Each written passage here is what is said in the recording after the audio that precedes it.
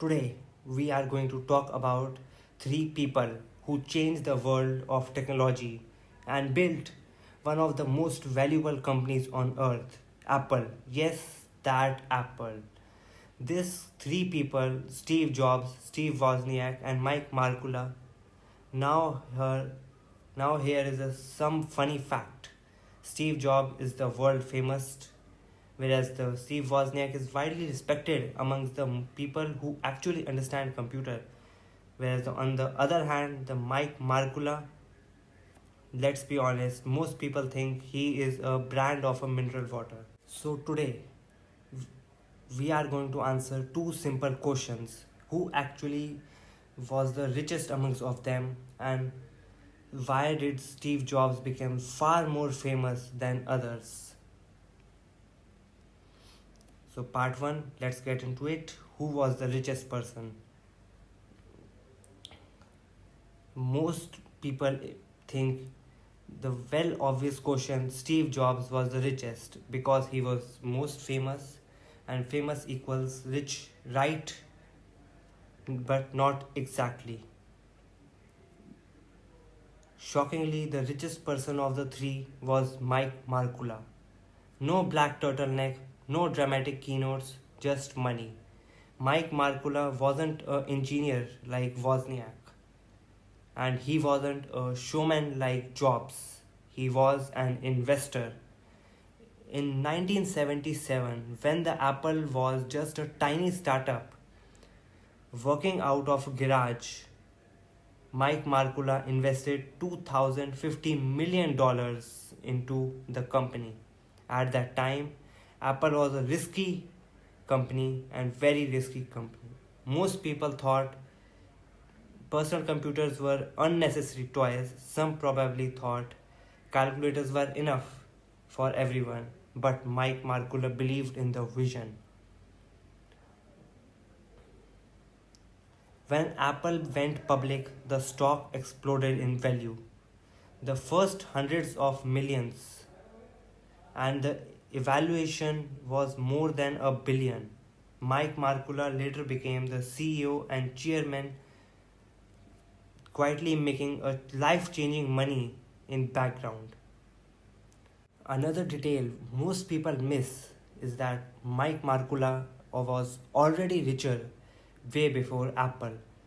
So instead of panic selling in early, he waited and then patiently turned him into richest of the three without even becoming famous tragically. Now let's talk about Steve Jobs.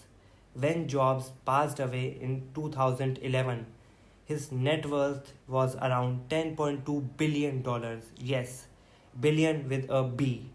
Yes, that's a lot of money by any definition. But here is a part people get usually wrong. Most of the Steve Jobs wealth did not came from Apple at first. In fact, Jobs sold his original shares of Apple in early, long before Apple became a giant we know today. Later in life, his wealth mainly came from two places. One, Pixar, which he sold to Disney. Two, Apple shares he received after returning to Apple in 1997. So even though Jobs became immensely rich, still wasn't richer than Mike Markula in pure investment terms. Moral of the story, being famous doesn't always mean you have made the best financial decisions. Now let's talk about Steve Wozniak, actual technical genius. Wozniak designed the Apple I and Apple II, the computer that made Apple possible in the first place. Without Wozniak, there is no Apple. Today, his net worth is estimated at around 100 million to 120 million dollars. Such rich, just not private island rich. But why? Because Wozniak made his unusual decision in Silicon Valley. He decided He didn't care about the money. He sold much of his Apple stocks early and focused on engineering, technology, teaching, and philosophy. The choice, happiness over handling billions, a rare confusing choice. So, ranking the richest to the least richest, the first Markkula, second Steve Jobs, the third Steve Wozniak. Yes, the most famous was not the most richest. Life is unfair. Now, second question, why the Steve Jobs became the most famous? So, here is a real question. If Mike Markkula was the richest and the Wozniak built the technology, why did everyone remember Steve Jobs? Steve Jobs made sure you remembered him. He stood on the stage, he launched the product, he talked to the media whenever Apple introduced something revolutionary, the iMac, the iPod, the iPhone, the iPad. The Steve Jobs was right there on the center stage. Meanwhile, Wozniak was building things quickly and Mike Markkula was counting money quickly. Over the time, Apple stopped feeling like a company and started to feel like a person. The person was Steve Jobs. Steve Jobs was not the best engineer, but he was unmatchable at storytelling.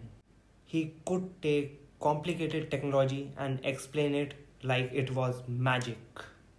He didn't sell features, he sold emotions. You wasn't buying a phone, you were buying a future. That's why people don't just use Apple products, they believe in them. Let's look at their roles. Steve Jobs was the CEO and the visionary. The Wozniak was the engineer and Mike Markkula was the investor. History tends to remember the person giving orders, not the person writing the code or writing the check. Fair? No. Normally, very. Steve Jobs was fired from Apple in 1985. Yes, fired. From the company he helped to create. That alone makes a great story. But then in 1997 he came back, and after that comes Apple's golden age, the iMac, the iPhone, the iPad. A perfect fall and rise of story. Hollywood couldn't have written it in a better way. All the books, movies, and interviews all featured Steve Jobs. His personality, his intensity, his flow. Meanwhile, the others two quietly stayed out of the spotlight and the frame followed the camera. So, in simple terms, the Wozniak built the technology, Mike Markkula funded and guided the business, Steve Jobs sold the vision, and because the world remembers stories more than spreadsheets, the Steve Jobs became the most famous. So if you have enjoyed this video, please like, comment and subscribe, and tell me in comments who do you think really deserves the credit for Apple. So see you till then in the next video.